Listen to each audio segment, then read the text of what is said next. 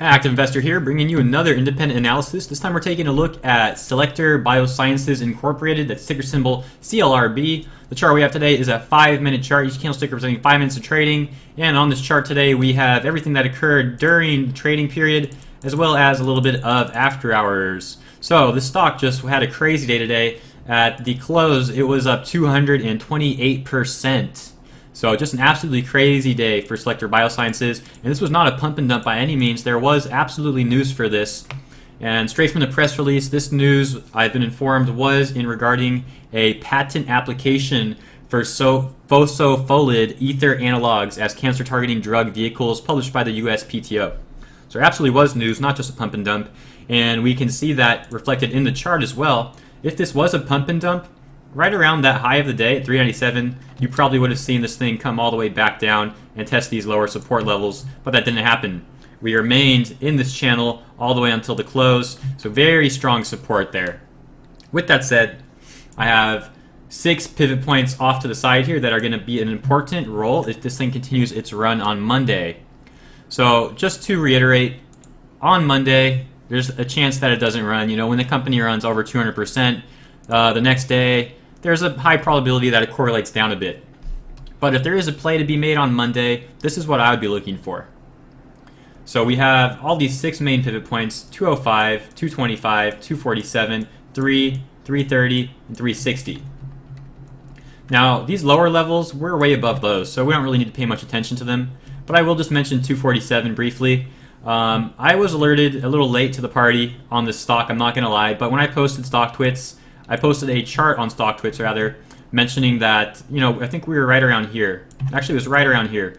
And on that post, I mentioned that if 247 were to break, we could definitely see this thing continue a run. At this point, it was already up about 100%, so it was already up a lot. Well, it turns out, literally within seconds of me posting that, 247 broke, and indeed, we saw that run continue. So 247 was a very important area. And that's the last thing I want to mention about these lower levels. They're pretty irrelevant unless we go back down and test those. So let's just keep our eye on these upper levels of support and resistance, these upper pivot points, you could say. So that's $3, $3.30, and $3.60. These are going to be playing a very important role on Monday if we see this run continue. So $3.60, that's the top that I have. Now, we did test a high of $3.97, and then we had some more highs here around $3.80 and whatnot. But the real resistance was $3.60. You can see it acted as support on that candle. Resistance here, support, resistance, support.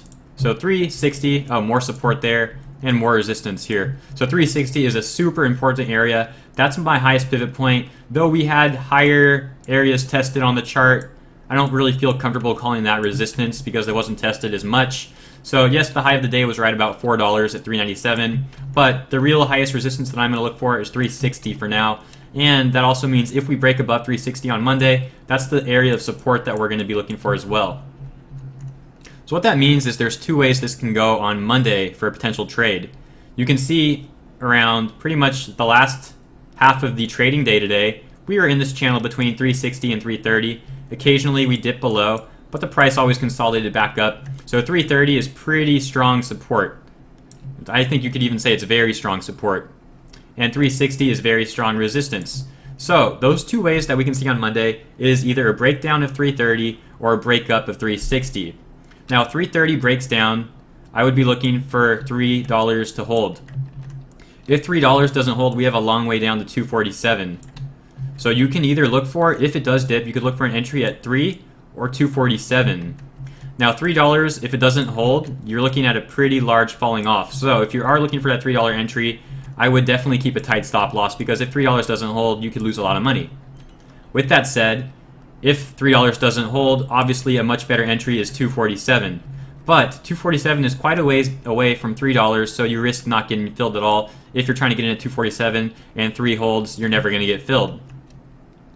So you can look for an entry at $3 or $2.47 if this thing breaks to the downside. And of course, you only want to try to enter there if you think it's going to push back up. So look for it to bounce off 3 or bounce off 247. If you want to wait for 3 to break, look for that bounce off 247. If you don't want to wait to test 247 and you want to enter at 3, I'd recommend having a real tight stop loss.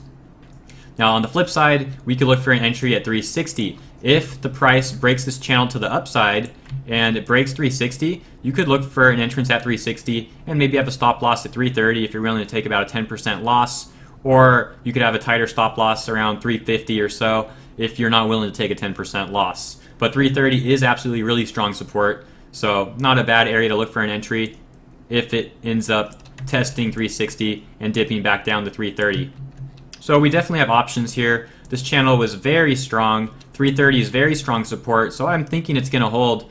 But, you know, Monday, we have a whole weekend before then. Who knows what news might come out on other stocks in the meantime, or Monday's pre-market. There's a chance this thing doesn't run at all on Monday.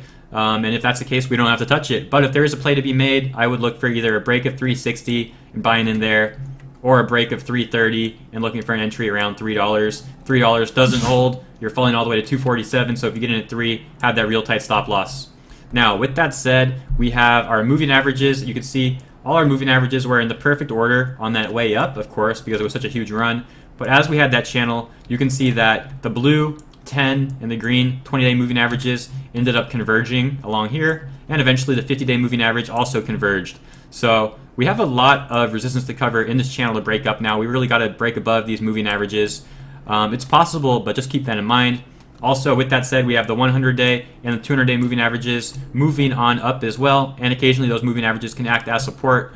So if $3 breaks, there's a chance we might bounce off this soft support on the 100-day moving average, but the 200-day moving average is still far below, and it's below all these lower levels of support as well, so just keep that in mind. Lastly, let's take a look at the relative strength index.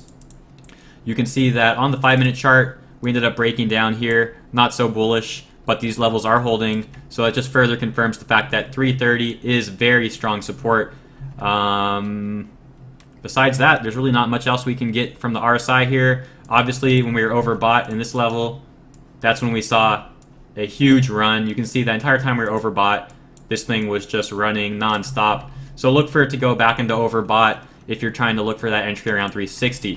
So I'm going to be keeping an eye on this on Monday. Those are the price targets and entries that I'm going to be looking for.